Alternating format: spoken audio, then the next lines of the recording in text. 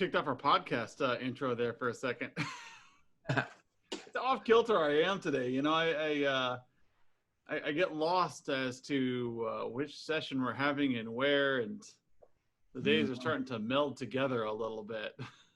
Yeah, especially since we've been expanding. For those of you not aware, we're talking with people from around the globe. Do so pretty often. Seeing a few on our attendees list there that from those far-flung areas. So it makes for an interesting perspective on what service providers are doing for their customers. We're excited to gather that information and relay what makes sense to you guys. But sometimes it's just cool to talk to people with cool accents. Different perspectives, cool accents. Yep. You know, it's all about, and that's part of being in the kind of the VCIO community or in the membership program, is that we have a variety of perspectives. You get to think outside the box. So if you listen to the podcast at all, you're starting to hear from people in different areas of the world. We kicked off our Around the World podcast Monday. The blog and postings went out Tuesday afternoon, and as of today, like, we're sitting at thousands of people like reading and commenting on this thing. And so it's really kind of, I don't know, I feel like I'm getting my ego boosted a little bit. But rule number one of the internet: don't read the comments, just look at the numbers. You know, rule number two: don't say anything bad about cats. So, you know, I try to follow those rules pretty good. But when you're doing VCIO activities, like getting that image in front of your clients that you're not just a technical person is key. And so one of the things we wanted to talk about today, and I was pulling up my notes here, was what's holding you back from not getting sessions with clients right now. And from what I've heard from other people, and Skip, your mileage may be a little different, is one is people are just haywire. They're kind of still at home. It's hard to schedule a meeting with them. But we're starting to see people settle down. So meetings are starting to become more frequent. I just talked with one of our members just a few hours ago who talked about, like, he's busier than ever now. He's got a lot of work because of his new approach to things. Yep. Scaring up projects and revenue that he's slammed through the end of the summer. And that's really great to hear. So what's holding you back from getting sessions right now? And I think you really need to sit down and, you know, even drop a list. Like, why aren't you meeting with more clients right now? Why aren't you generating more project revenue? Is it because clients are still frozen in fear? Is it because you're not meeting with people? What's keeping you from getting out there? And with the podcast, what I've been trying to, like, talk to people about is, like, you don't have to do something like gimmicky to get in front of your clients. You can just have a conversation. It's free to host a podcast, people. It's free to reach out to your customers with, like, a nice little video memo or a blog or something for them to attend, like a webinar. But you have to change that narrative so that they see you in a different light, that they want to meet with you on various topics, not just talking about firewalls. Yeah. And, you know, not just talking about firewalls is a really important part of that. And, you know, I get a little hesitancy from people sometimes, like, hey, you know, I'm not really sure, you know, if I'm the right person to do this, or I have the right qualifications, or, you know, I don't know how to talk to, you know, the accountant or, you know, the CEO.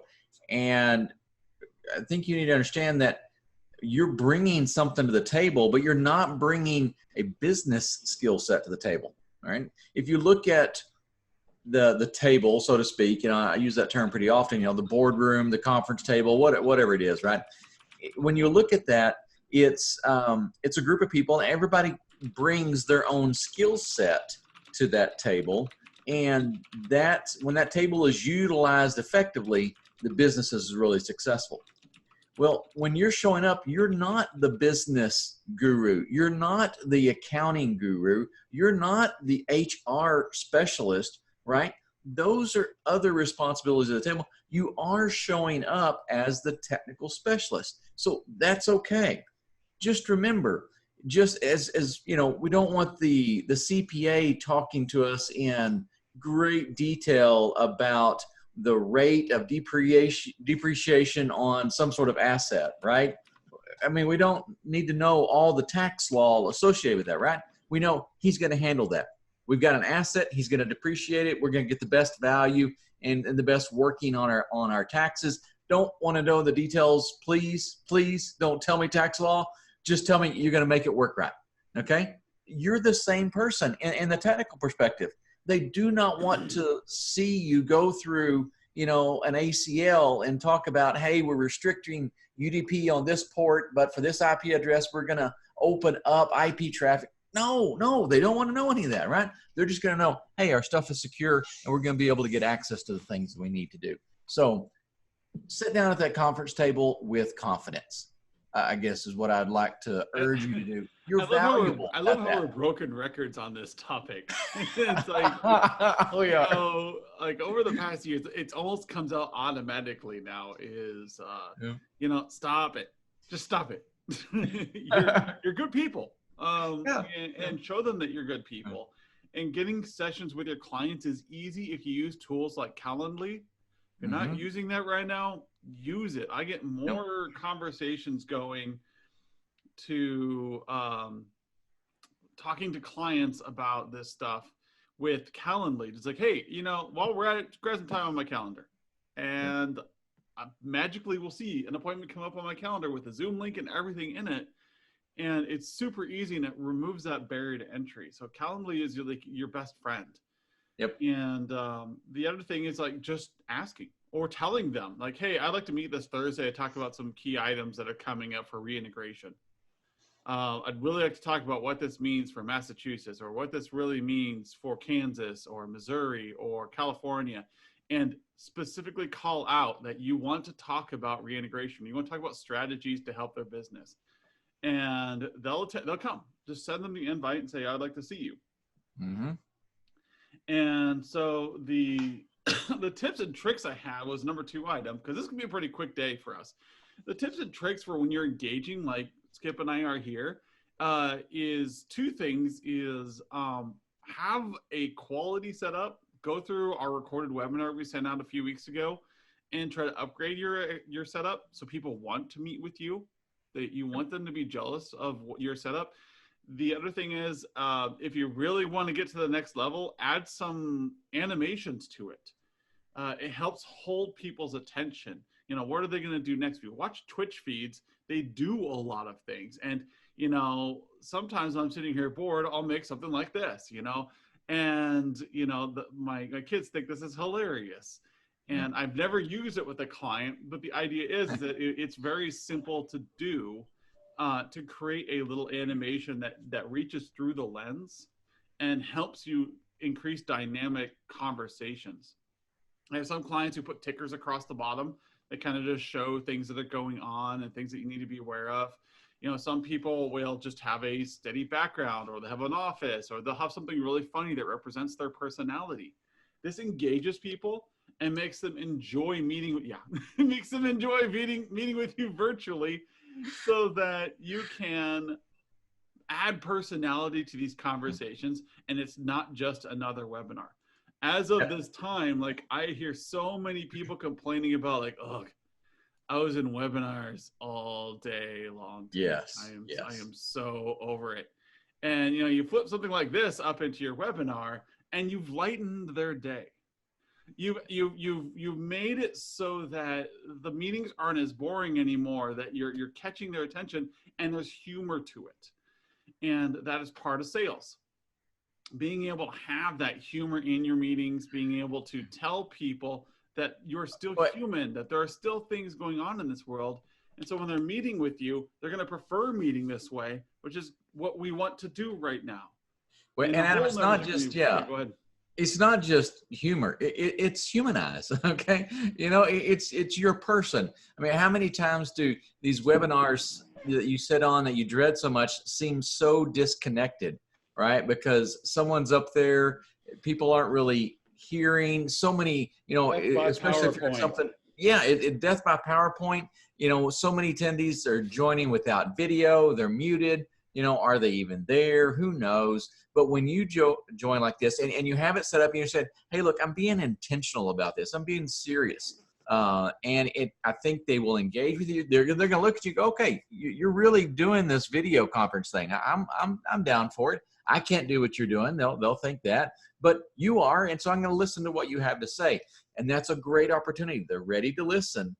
And, another thing that I'm hearing from a lot of people is right now, they're putting off these appointments. They're putting off these really important meetings that we need to be, these important engagements that we need to be having with our clients because they can't meet in person. They're saying, well, it's time to schedule our QBRs, but, they're not in the office. We're not in the office. So I'm going to just punt it, and we'll do it next quarter. No, do it now. Do it now. I mean, your clients need you now. So yeah, definitely make the effort to reach out and step your engagement cadence up a notch. I mean, if you aren't seeing your client, maybe they're not going to send you video, but if you aren't sending video out to your clients on a regular basis, you're in you're putting yourself in a dangerous situation, I guess I would say. Yeah. The other tip I want to get in front of people right now that have written down is when you're in webinars right now, when you're in meetings, we're all in a ton of them right now. Take notes, not of the presentation, but when you feel like you're enjoying your meeting. So at the end of the meeting, rate the meeting 1 to 10, and what did you enjoy about it? Like what kept you engaged in a meeting, or what was it that you liked? And your personal notes there is going to help you drive your conversation. And if you're a traction person anyways, you should be asking this at the end of every meeting. Is like, hey, rate our meeting 1 to 10. Hey, what did you like? What did you not? And you want to be up in that 7 to 9 range. Sorry, 7 to 10 range. Anything below a level 9, you want to know why, how to improve. And in that way, you're continuously going to be getting better. You're continuously going to be improving your meetings, but you don't want to be that person hosting a webinar or hosting a meeting and people being like, ugh. It's taken us a while to build up so that you guys actually find our weekly meetings engaging. And we actually have lower attendance this week. And the reason is a good one. It's because the people that aren't attending today, several of them are gone today, it's because they're too busy. Yeah. That is fantastic news, people. For a while there, we had really high attendance. And it's because people didn't have enough work. But now we're seeing that people are getting more work to do.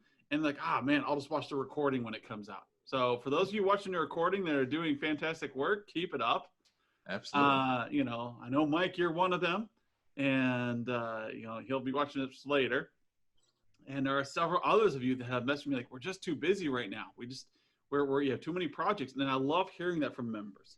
I would love to hear more from you guys, like who else is busy? Who else is seeing an uptick in projects because of the new style of presenting, using the humanized methods, using the reports, or just having better conversations through these webinars. And sometimes that's all it takes is that one shift. I had a client or one of the members a couple of months ago before the COVID pandemic even hit, said that it changed the way their customers saw them in the first month. And they started getting more projects right away, not because we gave them a new tool, but because they started shifting their conversations based upon what they were seeing with us. And I love getting that feedback from people because our real thing is we want you guys to be successful. We want you guys to say, oh my gosh, I don't know why I wasn't doing this before. This is awesome. I want to do more like this. I want to see more revenue come out of this. And seeing that the other thing I want to see, and I haven't heard too much about yet, is that problem tickets are going down, like recurring tickets are going down. That is something I fully expect if you're humanizing your approach to your clients, that these recurring tickets that keep popping up all the time start reducing as you get ahead of problems. And I know as an IT guy, we all want to get ahead of problems, but we're so busy in the weeds that okay, someday I'll start planning. But if you start having these conversations, what my employees, when I was in the corporate world, started finding, what I find from members is that you start getting ahead of problems, and those issues start reducing. And I'm fully expecting to see some reports from some of you in Autotask or ConnectWise over the next year of like, man, we had a 15% reduction in recurring tickets, or whatever you're labeling yours as, or reopened tickets, because you were actually listening to what the clients had to say and what their problems really were. That's good. And then that brings me to the last thing is, what now? What is the next step for evolving, you guys? The next step that I'm really trying to press on everybody is get these conversations now and get them scheduled.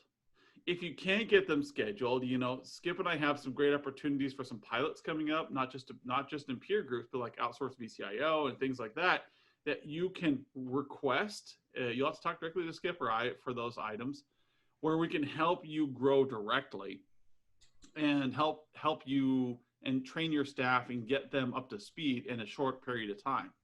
Because you got to strike while the iron's hot right now. You want to differentiate right now and get those meetings in front of your clients, because people are looking for answers, and you want to be the answer. You want to take your MSP to the next level, because people are off kilter.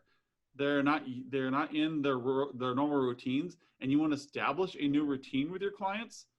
For me, that's meeting virtually, setting up things via Calendly, instead of recurring meetings now that will continue through the end of the pandemic, through the reopenings. And so people established this as the status quo, and you can stop driving to every single appointment. You can engage your clients at a higher level, get more projects, and continue this forward. The only person that goes on site anymore are your network admins, are your technicians.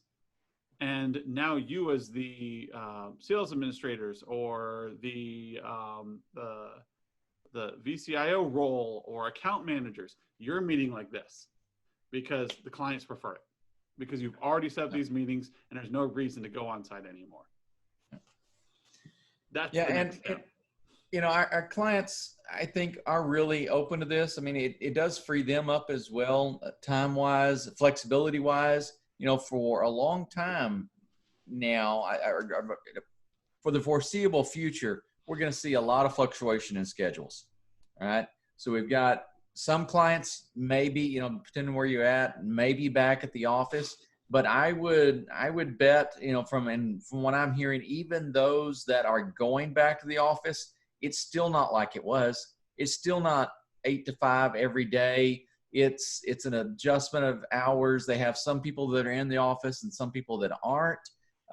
So putting this out there, these video engagements, these virtual engagements, is really going to offer the flexibility that your clients are going to like. So, in the past, you might need to meet with the CEO and the CFO. All right. Well, today, only one or the other, maybe neither, but, you run a greater chance of one of them not being in the office. So now you have another scheduling conflict. Eliminate all that.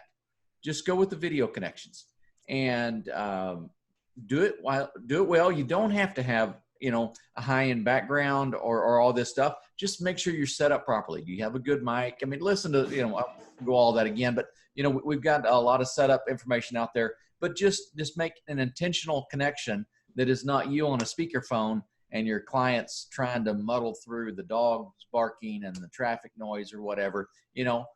Be intentional about it, and I think you'll see a lot of positive response with your clients. Yeah, and I don't think it's a matter of you'll think we'll see more. You will. Yeah, absolutely. I mean, look at these meetings you're in right now with us. When you meet with a virtual CE representative, we have a high level of engagement with each one of you. Some of you love to go long. We've had 90-minute meetings, 2-hour meetings with you. Absolutely. Not because it's just dragging on. It's just because it's an engaging conversation. Because it's like sitting in the room with each other without all the odd smells. And so these are things that we know happen.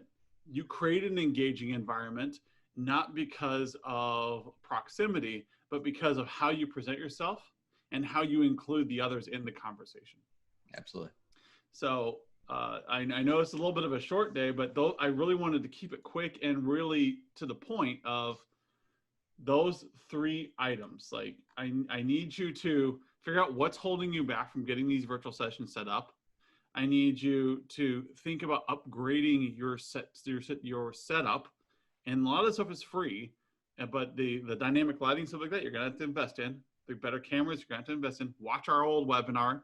It's 4 weeks old. I know that's old in the tech world, but it's still very relevant. And figure out what's holding you back and take that next step into getting this cadence, this online cadence going, because that's going to distinguish you and differentiate you from the other MSPs in the area that are still doing business as usual, operations only. They're coming in, they're looking at like a bunch of schmucks talking about firewalls and PCs, while you're coming in talking about how to enhance business through a world-class setup like this. If you guys have any questions, you can always reach out. Reach out to coaching@virtualc.biz.